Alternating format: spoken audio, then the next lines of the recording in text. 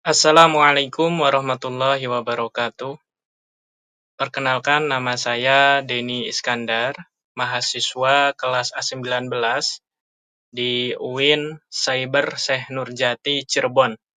Pada kesempatan kali ini saya akan menyampaikan materi kuliah yang berjudul Konsep Dasar Kurikulum di Sekolah dengan pengampu Ibu dosen Karmawati MPD.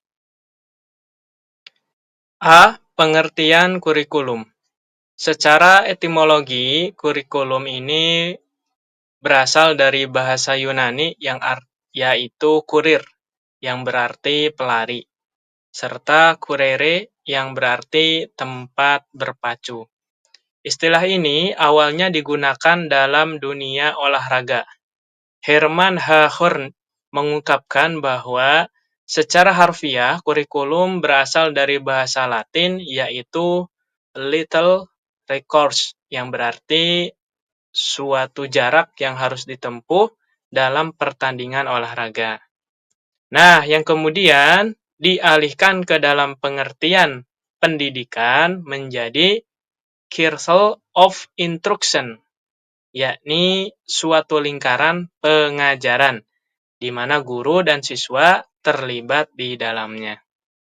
Kemudian kalau secara terminologi, kurikulum adalah sejumlah pengetahuan atau mata pelajaran yang harus ditempuh atau diselesaikan siswa guna mencapai suatu tingkatan atau ijazah. Menurut Al-Syaibani, kurikulum dapat didefinisikan sebagai sejumlah kekuatan, faktor-faktor pada alam sekitar pengajaran dan pendidikan yang disediakan oleh sekolah bagi murid-muridnya di dalam dan di luarnya, dan sejumlah pengalaman-pengalaman yang lahir dari interaksi dengan kekuatan-kekuatan dan faktor-faktor ini. Menurut Undang-Undang Nomor 20 Tahun 2003 tentang Sistem Pendidikan Nasional atau biasa disingkat dengan Sisdiknas, kurikulum adalah rencana dan pengaturan mengenai tujuan, isi, dan bahan pelajaran. Kurikulum juga mencakup cara yang digunakan sebagai pedoman dalam penyelenggaraan kegiatan pembelajaran.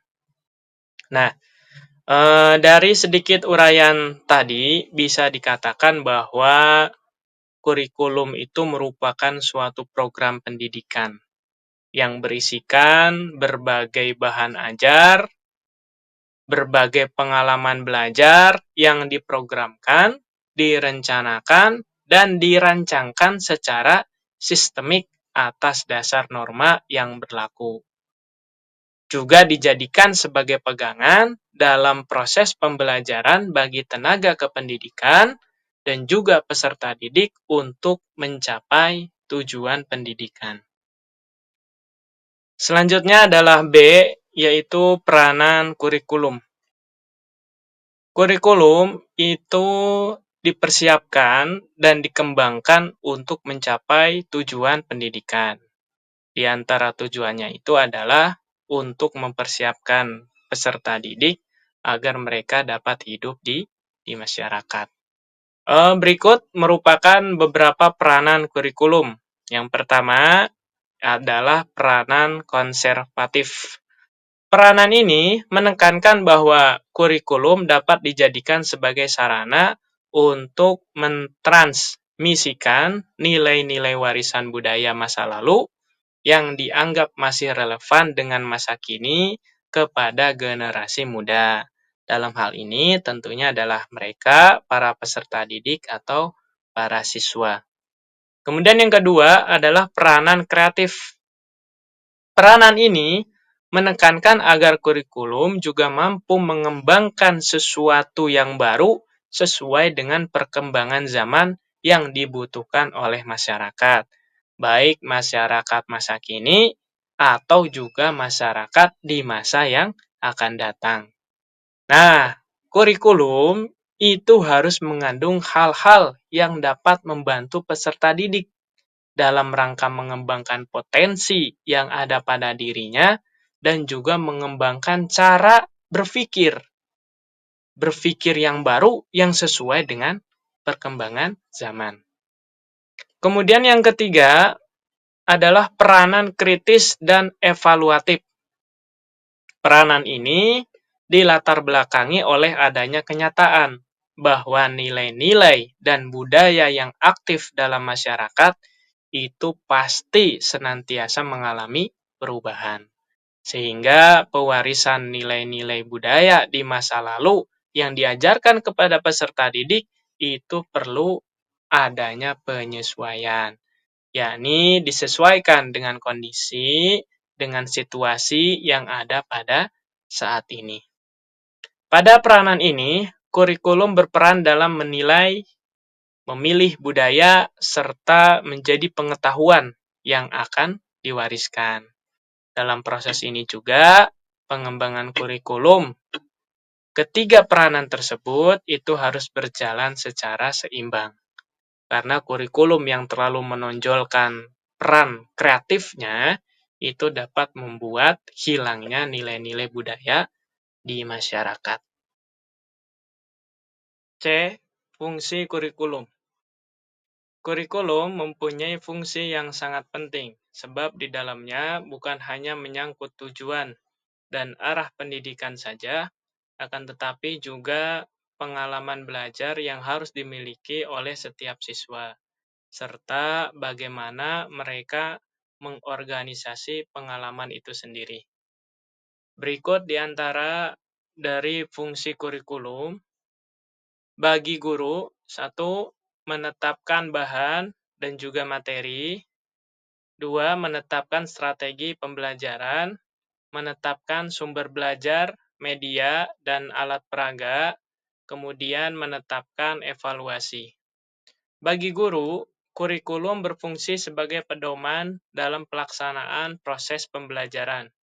Proses pembelajaran yang tidak berpedoman pada kurikulum, maka tidak akan berjalan dengan efektif.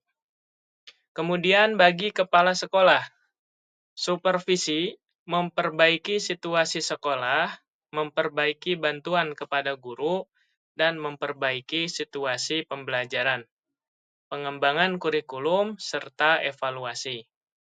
Bagi masyarakat, bagi siswa, kurikulum berfungsi sebagai arah dalam pembelajaran. Kurikulum sebagai alat pendidikan harus mampu membantu dan mengarahkan siswa untuk dapat memahami dan menerima kekuatan, potensi, dan kelemahan yang dimilikinya. Bagi orang tua siswa, mengetahui arah dan tujuan pembelajaran, membantu sekolah dalam melaksanakan pembelajaran, dan mengontrol pelaksanaan pembelajaran. Kurikulum memiliki fungsi yang amat besar bagi orang tua. Mereka dapat berperan serta membantu sekolah untuk melakukan pembinaan terhadap putra-putri mereka. D. Komponen kurikulum. Kurikulum sebagai suatu sistem memiliki komponen yang saling mendukung antara satu dengan yang lainnya untuk mencapai sebuah titik akhir berupa tujuan. Berikut komponen-komponen pada kurikulum. Komponen yang pertama adalah tujuan pendidikan. Segala hal yang didesain pada kurikulum mengarahkan untuk mencapai tujuan pendidikan. Tujuan pendidikan yang akan dicapai membuat desain kurikulum yang akan menuntun pada sistem dan proses pembelajaran untuk menggapai tujuan tersebut. Berikut beberapa tujuan pendidikan sekolah. 1. Tujuan pendidikan nasional. Sebagaimana tertuang di dalam Undang-Undang Nomor 20 Tahun 2003 tentang Sistem Pendidikan Nasional yang menyatakan bahwa pendidikan nasional berfungsi mengembangkan kemampuan dan membentuk watak serta peradaban bangsa yang bermartabat dalam rangka mencerdaskan kehidupan bangsa.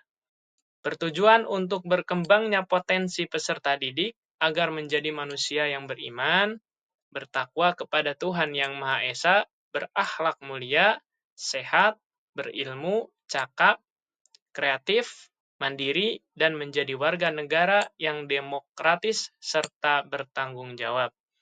Yang kedua, tujuan pendidikan institusional atau kelembagaan. Tujuan institusional akan membedakan antara jenjang dan jenis sekolah. Misalnya, jenjang SD, SMP, SMA itu akan memiliki tujuan yang berbeda. Kemudian yang ketiga, tujuan kurikuler, dan yang keempat, tujuan pembelajaran. Komponen yang kedua adalah isi dan struktur program atau materi. Isi kurikulum merupakan komponen yang berhubungan dengan pengalaman belajar yang harus dimiliki oleh siswa atau peserta didik. Nah, komponen ini itu dirancang dan disiapkan untuk mencapai tujuan pendidikan. Untuk itu, sebelum guru mengajar harus benar-benar paham terhadap kompetensi dan ruang lingkup yang harus diajarkan. Kemudian yang selanjutnya, komponen ketiga adalah proses atau sistem penyampaian. Sistem penyampaian adalah sistem atau strategi yang digunakan dalam menyampaikan materi. Sistem penyampaian mencakup strategi dan pendekatan metodenya, pengaturan kelasnya, serta memanfaatkan media kelas.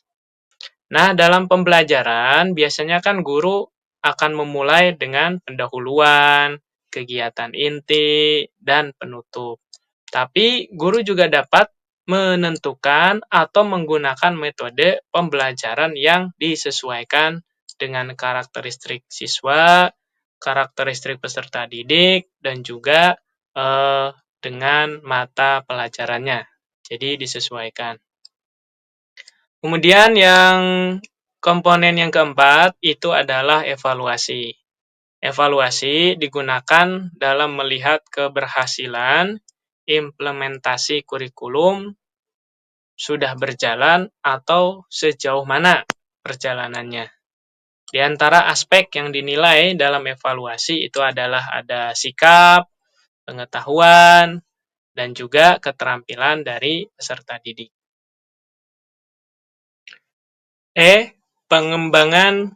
Prinsip pengembangan kurikulum di sekolah. 1. Prinsip relevansi internal dan eksternal.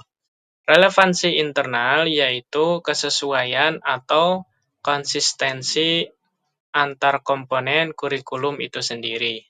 Relevansi eksternal maksudnya tujuan, isi, dan proses belajar yang tercakup dalam kurikulum hendaknya sesuai dengan tuntutan, sesuai dengan kebutuhan, dan juga sesuai dengan perkembangan masyarakat. Yang kedua, prinsip fleksibilitas. Prinsip fleksibilitas artinya adalah bahwa kurikulum itu harus lentur, tidak kaku, terutama dalam hal pelaksanaannya. Yang ketiga adalah prinsip kontinuitas. Prinsip kontinuitas artinya adalah kurikulum itu dikembangkan secara berkesinambungan. Yang keempat, prinsip praktis. Prinsip praktis disebut juga dengan prinsip efisiensi, yaitu dapat dan mudah diterapkan di lapangan. Kemudian yang kelima, prinsip efektivitas. Prinsip efektivitas adalah sejauh mana perencanaan kurikulum itu dapat sesuai dengan keinginan yang ditentukan. Maka, konsep dasar kurikulum di sekolah merupakan suatu konsep yang berkembangnya itu harus sejalan dengan perkembangan teori, harus sejalan dengan perkembangan praktek pendidikan pada sekolah tersebut. Konsep kurikulum dapat juga berarti suatu konsep yang bervariasi sesuai dengan aliran atau teori pendidikan yang dianut pada sekolah tersebut. Demikian materi yang bisa saya sampaikan. Semoga yang sedikit ini bermanfaat. Mudah-mudahan menjadi materi yang berkah. Apabila ada kesalahan, saya mohon maaf. Saya akhiri, wassalamualaikum warahmatullahi wabarakatuh.